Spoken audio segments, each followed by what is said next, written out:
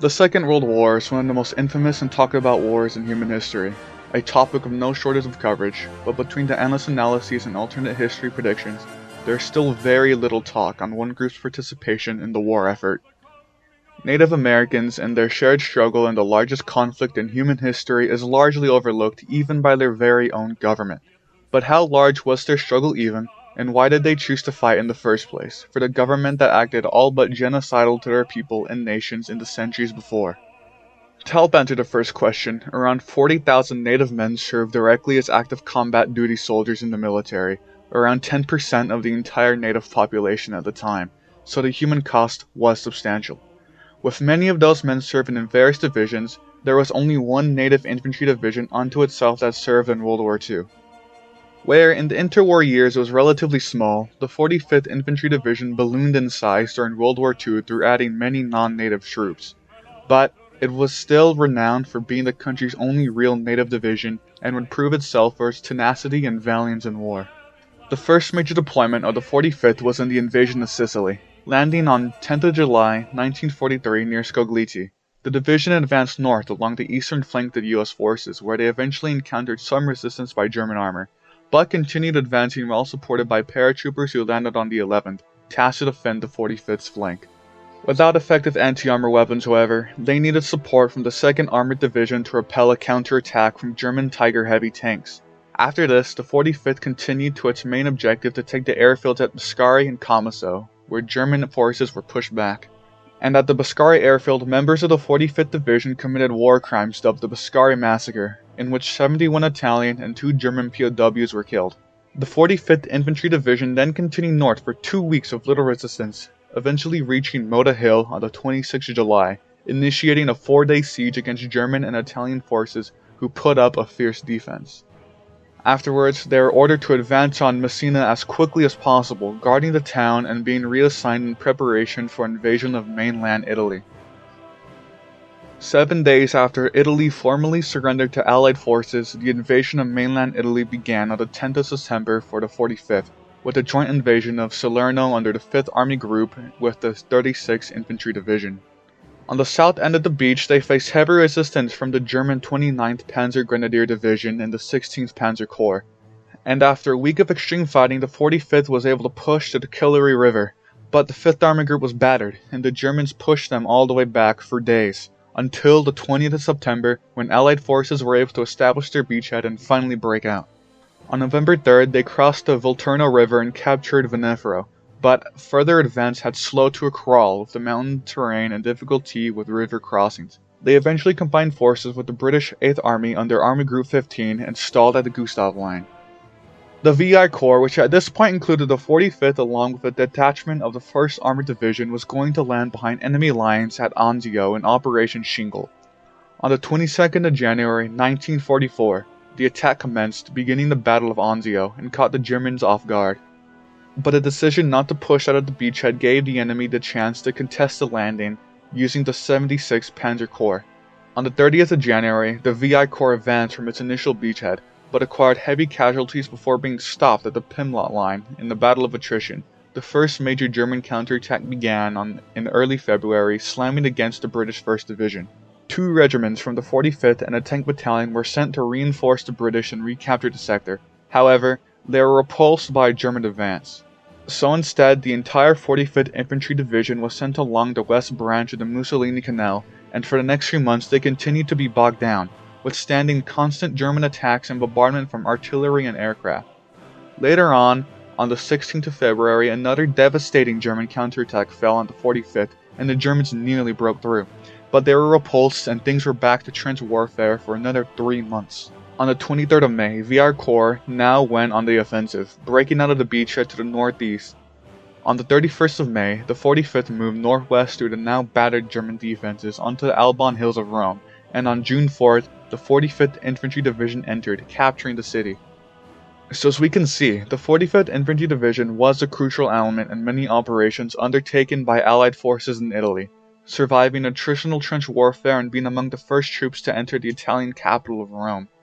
But although they weren't the only element responsible for these operations, by the nature of combined arms warfare, their contributions were still clear and significant. However, The story of the 45th Infantry Division is not over yet, as they continue their campaign through Europe into southern France.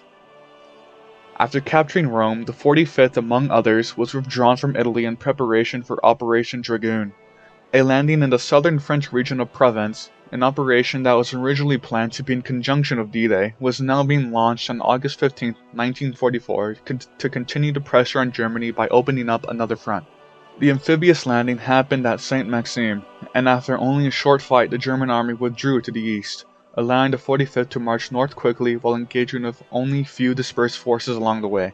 At Dijon, the 45th linked up with the 7th and 3rd armies. Then it got reassigned to V Corps and crossed the Moselle River on September 30th, taking Rambouillet. For a month, the 45th would stay put, waiting for other units to catch up before crossing the Montagne River on the 23rd of October. The 45th Infantry Division was then reassigned again, this time to VX Corps, and rested for a month.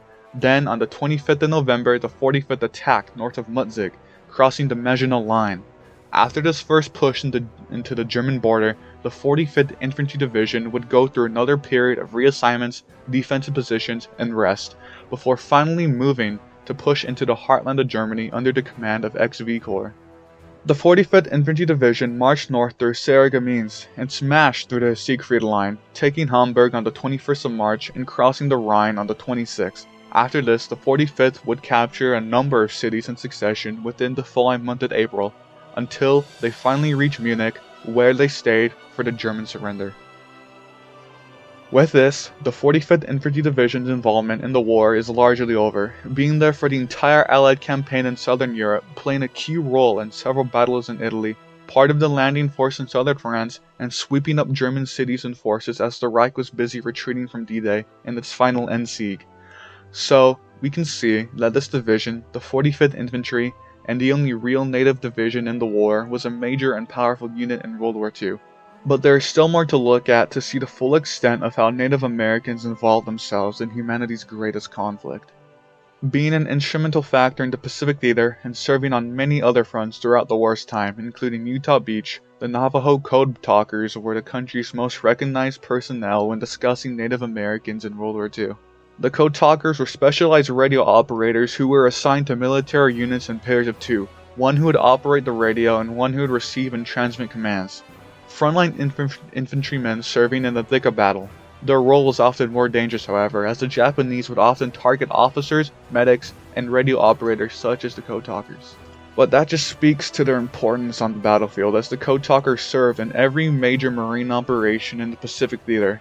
In fact, it was even stated by Major Howard Connor of the 5th Marine Division about the Code Talkers. Were it not for the Navajos, the Marines would have never taken Iwo Jima. The Navajo Nation was not the only one to supply Code Talkers to the war effort, however, as 14 other nations including the Comanche and Cherokee had natives serving as Code Talkers using their native tongue, all the way since the First World War. But what was the main advantage of using Code Talkers rather than traditional encoding methods that made them so effective and war-changing on the battlefield? Well, traditional encoding methods could take up to 30 minutes just to translate 3 lines of English, unlike the only 20 seconds for Code Talkers using their native language. Utilizing native language also added a benefit to security, as the code was unbreakable by enemy forces. As the Navajo language specifically is an unwritten language, and through the way it was translated, using specific Navajo terms that stood for individual letters and terms in English, it meant Japanese soldiers were unable to break the Marines' transmissions as they coordinated massive operations. Although the Navajo Code Talkers went largely unrecognized outside of military command, Navajo Code Talkers were unable to talk to anyone about their work and had to keep it secret, which is understandable during wartime. But even after the war, declassification of the program only happened in 1968, and national recognition beyond that was still slow. Congressional gold medals were only awarded to the now senior Navajo Code Talkers in 2001. The contributions of Native Americans to the war effort doesn't end at direct combat though. Just like for the rest of the country, total war brought itself to the Native people in the form of manufacturing for the men with their boots on the ground. Approximately 100,000 Native Americans, not including those in military service, found themselves in agricultural and industrial jobs. Such an absolutely large number of people contributed to the war effort that it caused an exodus from reservations in most areas, ultimately breaking barriers between them and the wider United States. Along with that, Native women also contributed massively. Through the war, nearly 1 in 4 Native women could be found on factory lines, filling the labor shortage. 800 Native American women also joined the military, just like their male counterparts, joining for the same exact reasons to demonstrate patriotism for their country and tribal communities. So to answer the last question, why would Native Americans even serve on behalf of the United States, the country whose amount of harm done to their native people is self-explanatory? Well, Native Americans felt the same sense of patriotism and urgency that any other citizen of the United States felt when the war hit US territory. Well, part of the war effort was to prove themselves to the mostly white country. Most of it was the powerful commitment to protect their country and its freedoms, not just the United States as an entity, but as their ancestral homelands as well. And Axis victory would not just be a victory over the United States, but over the native people too. This was very well said by Louis Naranjo. We are doing our best to win the war to be free from danger as much as the white man. We are fighting with Uncle Sam's army to defend the right of our people to live our own life in our own way. Auf lass zur Heimat und zurückmarschieren, von den Tyrannen unser Volk befreien. Denn nur Tyrannen müssen Kriege führen. Soldat der Freiheit will ich gerne sein. Soldat der Freiheit will ich gerne sein.